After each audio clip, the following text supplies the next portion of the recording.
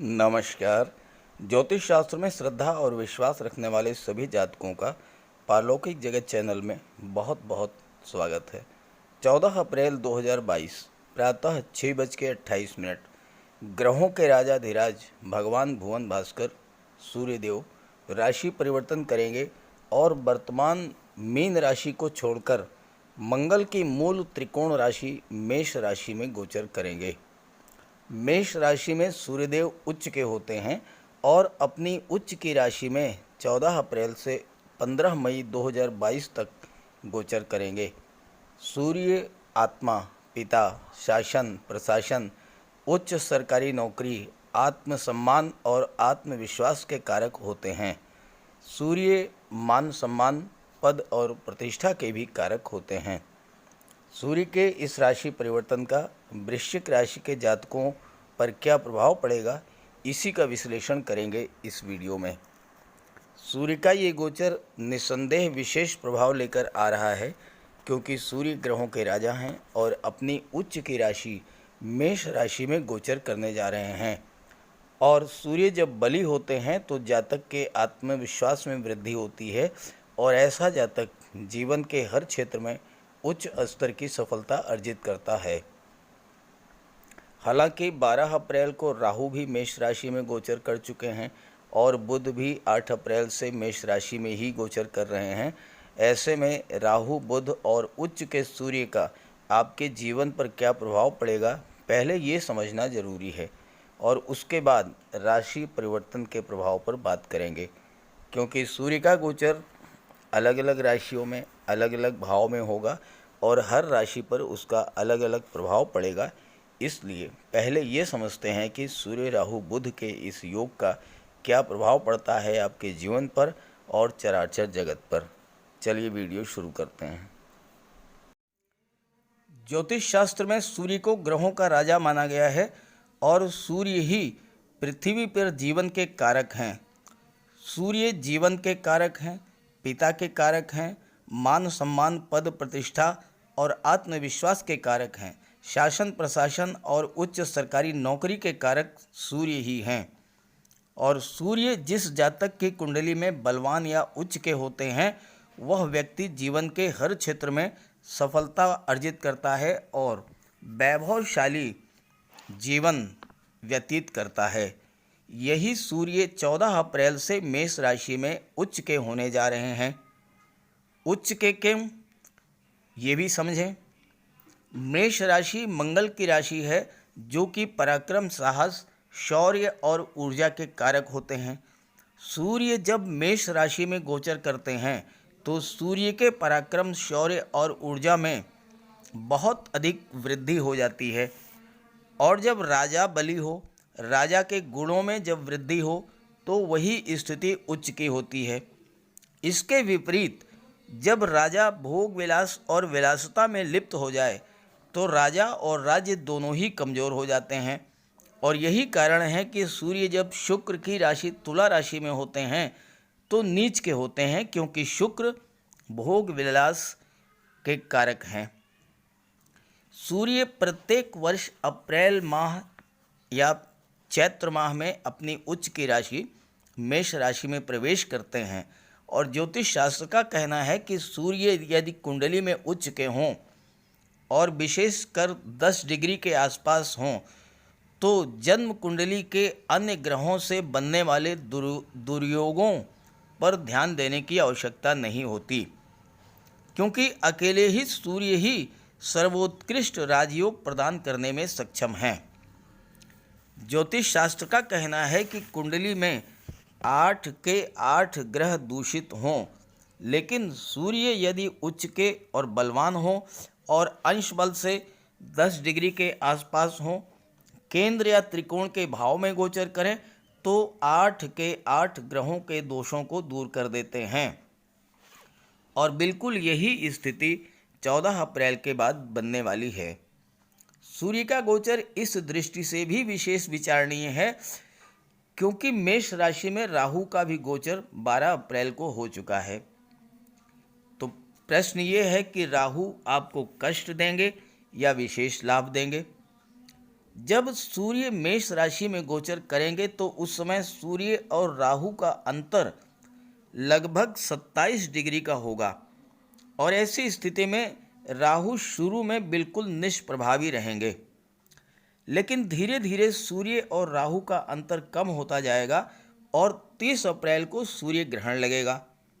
हालांकि ये आंशिक सूर्य ग्रहण ही होगा, लेकिन 30 अप्रैल के आसपास के दिनों में विशेष सावधानी रखें और राहु का उपाय जरूर कर लें, क्योंकि राहु आकस्मिकता के कारक हैं और आपके जीवन में अचानक से कोई शुभ या अशुभ घटना घटित करा सकते हैं।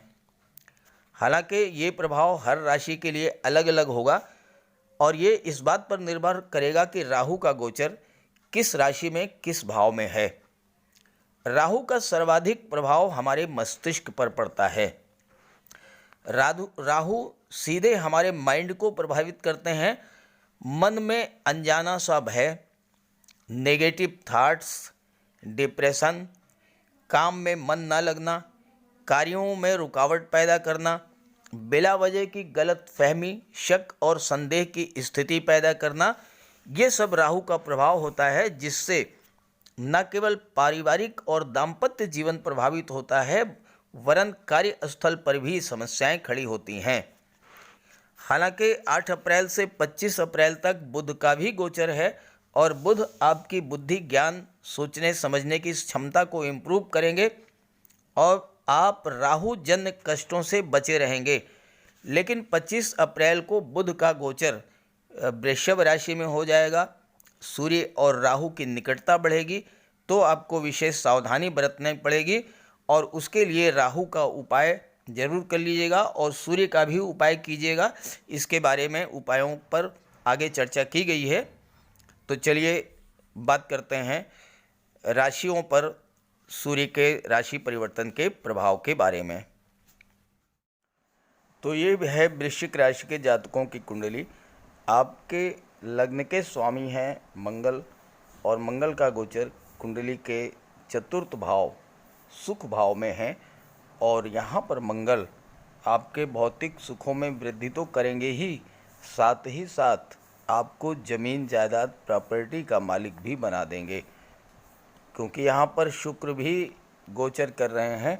तो शुक्र के प्रभाव से आपको अपने घर में सुख सुविधा के सभी साधन उपलब्ध कराने में सहायता मिलेगी।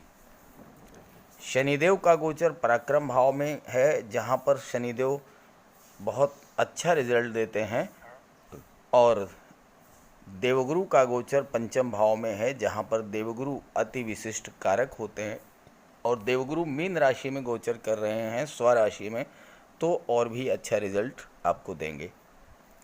यहाँ पर सबसे विशेष जो गोचर है वो है केतु का।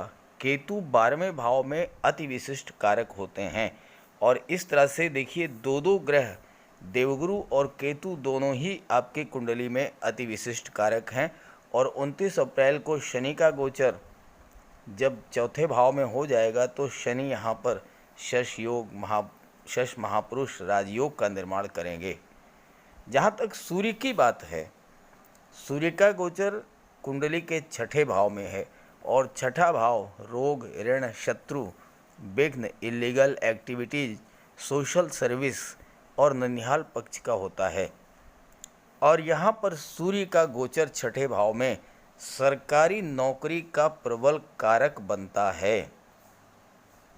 सूर्य, बुध और राहु ये तीनों ही ग्रह हर तरह की प्रतियोगी परीक्षाओं को क्रैक कराने में प्रबल सहायक होते हैं और जो छात्र प्रतियोगी परीक्षाओं की तैयारी कर रहे हैं उन्हें निश्चित रूप से इस गोचर काल में सफलता के पूरे योग हैं, अगर उनकी जन्म कुंडली में सूर्य बलवान स्थिति में हैं।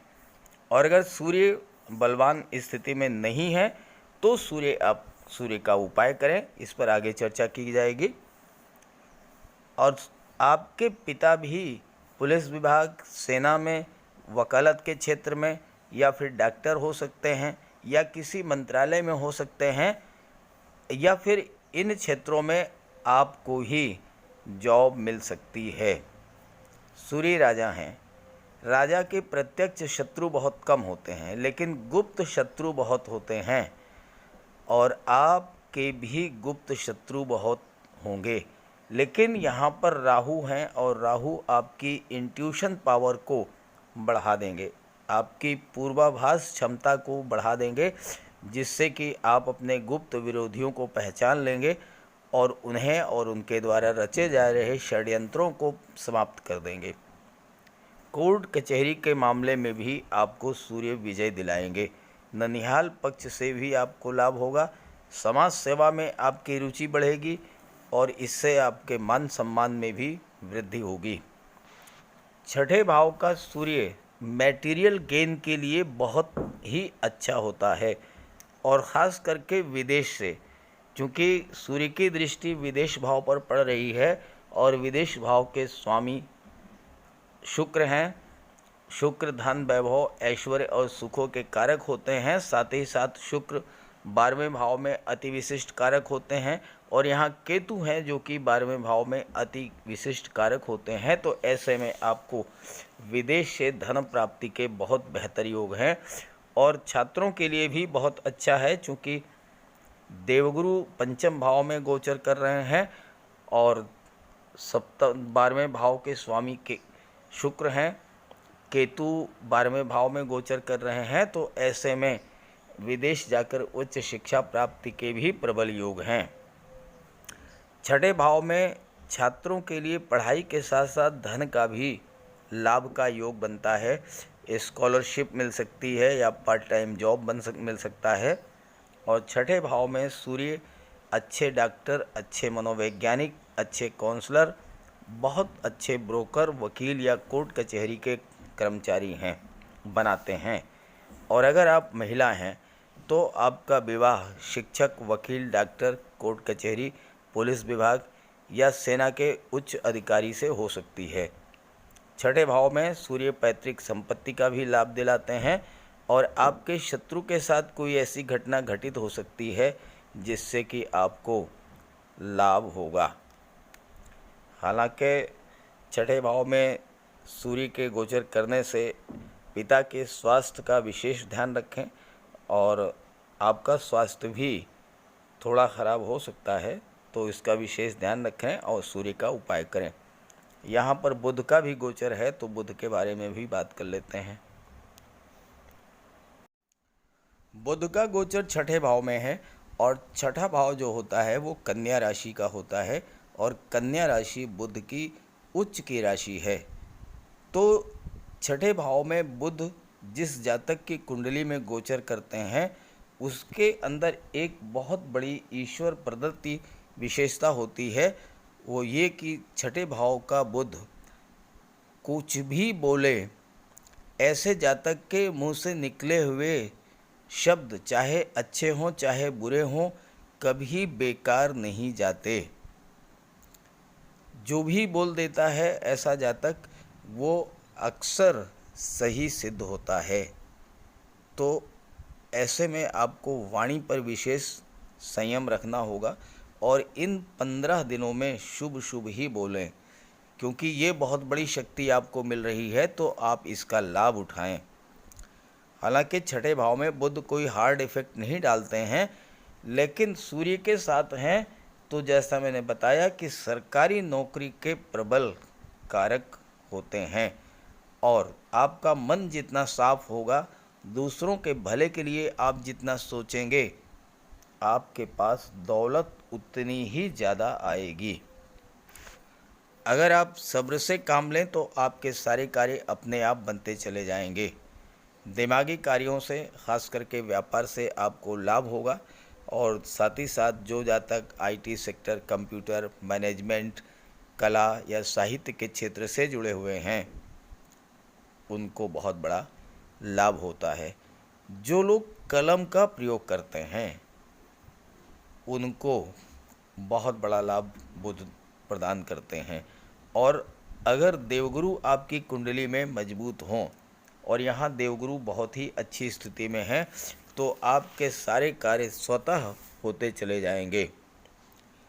और बुध अगर आपके जन्म कुंडली में कमज़ोर हैं तो पत्नी के बाएं हाथ में चांदी की एक अंगूठी पहनाएं और कोई भी महत्वपूर्ण कार्य जो है वो कन्या या बेटियों से शुरू कराएं या उनकी उपस्थिति में कराएं तो आपको बहुत बड़ा लाभ होगा। बात करते हैं राहु के बारे में। छठे भाव में राहु का गोचर ज्योतिष शास्त्र में बहुत अच्छा माना गया है। ऐसे लोगों के सामने कोई टिक नहीं सकता। राहु रोग ऋण और शत्रुओं से राहत दिलाएंगे, विघ्न बाधाओं को दूर करेंगे। लेकिन राहु अगर आपकी कुंडली में कमज़ोर हैं तो एंटी सोशल एलिमेंट से आपकी मित्रता करा देंगे, आपकी निकटता करा देंगे और आप परेशानी में घिर जाएंगे। तो इसलिए आपको असामाजिक तत्वों से बहुत दूरी बना करके रखना है। लेकिन अगर ऐसे जातक पुलिस विभाग, सैन्य विभाग में, मेडिकल के क्षेत्र में, वकालत के क्षेत्र में हैं तो इनके लिए राहु बहुत अच्छा रिजल्ट देता है। राहु आकस्मिकता के कारक हैं और अचानक से आपको कहीं न कहीं से प्रचुर मात्रा में धन की प्राप्ति होगी और आप कर्ज से बाहर निकलेंगे। कोई डूबा हुआ पैसा आपको प्राप्त हो सकता है। साथ ही साथ राहु आपकी इंट्यूशन पावर को बढ़ा देते हैं। अगर आप किसी मुसीबत में हैं तो राहु आपको कहीं ना कहीं से ऐसी मदद दिला देंगे कि आप कष्टों से बाहर निकल आएंगे। कोर्ट कचहरी के मामलों में भी राहु आपको विजय दिलाते हैं। राहु आपकी सोच को सकारात्मक करते हैं। बड़े लोगों से आपके संपर्क होते हैं। समाज सेवा में आपकी रुचि बढ़ती है जिससे मान सम्मान प्राप्त होता है। घर, परिवार, समाज और मित्रों की जिम्मेवारी आप खुद उठाने को तैयार होंगे। शत्रु आपके या तो होंगे नहीं और अगर होते हैं तो परास्त होंगे। हालांकि अशुभ हैं अगर राहु तो आपको इलीगल एक्टिविटीज़ से जोड़ देंगे, जुआ शराब की लत लगा देंगे, कोर्ट कचहरी में उलझा देंगे। तो राहु का उपाय कर लें। अब आइए केतु के बारे में बात कर लेते हैं जो कि बहुत विशेष योग लेकर के आपके लिए आ रहे हैं कुंडली के 12वें भाव में और लगातार 18 माह तक 12वें भाव में गोचर करेंगे केतु। छठे, 8वें और 12वें भाव में राहु, केतु, शनि और मंगल ये बहुत ही अच्छा रिजल्ट देते हैं। हालांकि इन भावों को खराब माना जाता है। जहाँ तक केतु की बात है, केतु 12वें भाव में कारक होते हैं। रातों रात आपको सफलता दिला देते हैं, आकस्मिक रूप से धन दिला देते हैं। भाग्योन्नति आपकी विदेश में होती है, यात्राएं खूब होती हैं और चूंकि देवगुरु बहुत अच्छी स्थिति में हैं इसलिए आपका धन अच्छे कार्यों पर खर्च होगा। 12वां भाव इसके स्वामी हैं शुक्र और केतु का स्वभाव जो होता है वह मंगल के जैसा होता है और केतु आपके बाहुबल को बहुत अधिक बढ़ा देंगे। साथ ही साथ शुक्र के प्रभाव को बहुत अधिक बढ़ा देंगे और शुक्र का स्वभाव है 12वें भाव में आपको विदेश यात्राएं खूब कराते हैं। तो आप विदेश यात्राएं खूब कराएंगे, हवाई यात्राएं खूब करेंगे। और 12वां भाव मोक्ष का होता है। मोक्ष का अर्थ मृत्यु के बाद वाला मोक्ष नहीं है। मोक्ष का अर्थ है अपनी सभी इच्छाओं की पूर्ति और केतु आपकी इच्छाओं की पूरा करेंगे। केतु का अर्थ है ऊंचाई, ऊंचाई या बुलंदी। तो केतु आपको बुलंदियों पर ले जाएंगे और घर के बाहर यानी विदेश में। और साथ ही साथ अगर देवगुरु भी बलवान हुए तो कहना ही क्या, आप विदेश यात्राएं करते रहेंगे और विदेश से पैसा कमाते रहेंगे। लेकिन 12वें भाव में केतु राजा के समान सुख और ऐश्वर्य प्रदान करते हैं और जीवन में बुलंदियों पर पहुंचा देते हैं। लेकिन भाग्य भाव के स्वामी चंद्रमा हैं तो आपको ये ज़रूर देखना होगा कि चंद्रमा आपकी कुंडली में कमज़ोर स्थिति में ना हो। केतु नाम, यश, पद, प्रतिष्ठा, सम्मान सब कुछ प्रदान करते हैं। और साथ ही साथ अगर आपकी जन्म कुंडली के 12वें भाव में केतु का गोचर हो तो पुत्र की प्राप्ति होते ही आपके जीवन में तरक्की होगी। केतु का प्रभाव इतना व्यापक होता है कि केवल आपकी ही नहीं, आपके ससुराल पक्ष की भी तरक्की करा देते हैं। सब तरह की सुख समृद्धि लाने वाले होते हैं केतु। और केतु जिसके 12वें भाव में गोचर है, ऐसे जातक का बेटा बहुत ही मदद करता है अपने पिता की, और जो भी आपकी इच्छा होती है उसे केतु पूरा करेंगे, क्योंकि केतु मोक्ष के कारक हैं। गाड़ी, बंगला, धन दौलत सब कुछ आपको इस गोचर काल में अगले 18 महीनों में मिलने वाला है। सूर्य, बुध और राहु आपको सरकारी नौकरी दिला देंगे। केतु धन, संपदा, समृद्धि, गाड़ी, बंगला, वाहन, ये हर चीज़ आपको दिलाने वाले हैं इस गोचर काल में आने वाले 18 महीनों में। अब आइए बात कर लेते हैं उपाय और सावधानियों के बारे में, क्योंकि ग्रहों का उपाय किया जाना बहुत ही ज़रूरी होता है। और ख़ास करके अगर ग्रह आपकी कुंडली में कमज़ोर हैं तो लॉन्ग टर्म रेमेडीज़ आपको करनी चाहिए। लंबे समय तक उपाय करेंगे तो आपको बहुत बड़ा लाभ होगा। तो चलिए बात करते हैं उपायों पर। सूर्य अगर आपकी जन्म कुंडली में कमज़ोर हुए तो सूर्य का उपाय जरूर करें, क्योंकि सूर्य कमज़ोर होने पर जीवन में संघर्ष बढ़ा देते हैं, आजीविका के क्षेत्र में बाधाएं आती हैं, मान सम्मान में कमी आती है, दाहिने नेत्र और हड्डियों के रोगों संबंधी समस्या आती है। तो सूर्य का उपाय करें। अगर आप कर सकें तो हर रविवार को सूर्य देव का व्रत रखें। प्रातःकाल स्नान करके सूर्य देव को अर्घ्य दें।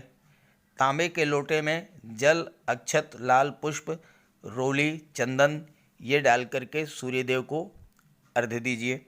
फिर आदित्य हृदय स्तोत्र का पाठ कीजिए, गायत्री मंत्र का जाप कीजिए। और अगर व्रत रखते हैं तो नमक का सेवन ना करें। शाम के वक्त फलाहार करें। दूसरा उपाय है कि आप गुड़, जौ, लाल पुष्प, लाल वस्त्र, गेहूँ, मसूर इसका दान करें, और अन्न और जल दान करने के बाद ही ग्रहण करें। और तीसरा बहुत आसान उपाय है कि सूर्य पिता के कारक होते हैं। पिता का सम्मान करें, पिता की सेवा करें, पिता के स्वास्थ्य का ध्यान रखें और पिता का आशीर्वाद प्राप्त करें। अगर आप ये सब कर लेते हैं तो सूर्य को बल मिलेगा और सूर्य के सभी लाभ आपको प्राप्त होंगे। जहाँ तक राहु की बात है, राहु के उपाय के लिए आप मोरपंख ले आइए। घर के मेन डोर पर एक मोरपंख लगा दीजिए।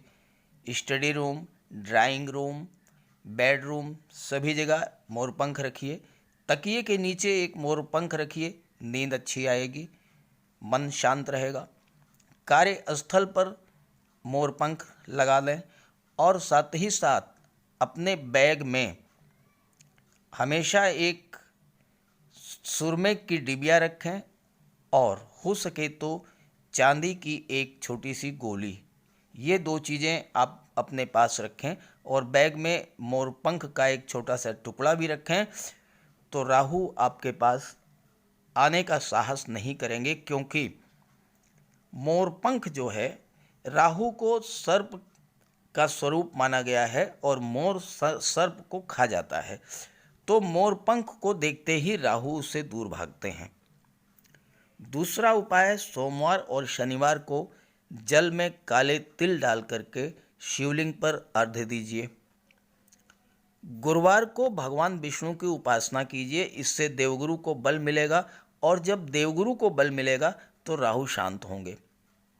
और चौथा उपाय है, नियमित रूप से एक माला ओम नमः शिवाय का जाप करें। ओम नमः शिवाय इसका जाप करें आप एक माला प्रतिदिन, और सबसे जो श्रेष्ठतम उपाय है, अगर आप बजरंग बली की उपासना करते हैं, हनुमान चालीसा का पाठ करते हैं, बजरंग बाण का पाठ करते हैं, बजरंग बली के चरणों का सिंदूर अपने मस्तक पर धारण करते हैं, तो शनि, मंगल और राहु तीनों का उपाय हो जाएगा। तीनों के अशुभ प्रभावों से आपको मुक्ति मिलेगी और तीनों ही ग्रह आपको शुभ प्रभाव देना शुरू कर देंगे। तो ये उपाय ज़रूर कीजिएगा, बहुत आसान उपाय हैं और उपायों को अगर आप करेंगे तो निश्चित रूप से आपको जीवन में बहुत अच्छे रिजल्ट्स मिलेंगे, उच्च स्तर की सफलता मिलेगी, घर में लक्ष्मी का वास होगा, धन धान्य से पूर्ण होगा आपका घर, हर सुख सुविधाएं आपको प्राप्त होंगी और जीवन में मान सम्मान, पद प्रतिष्ठा में भी वृद्धि होगी।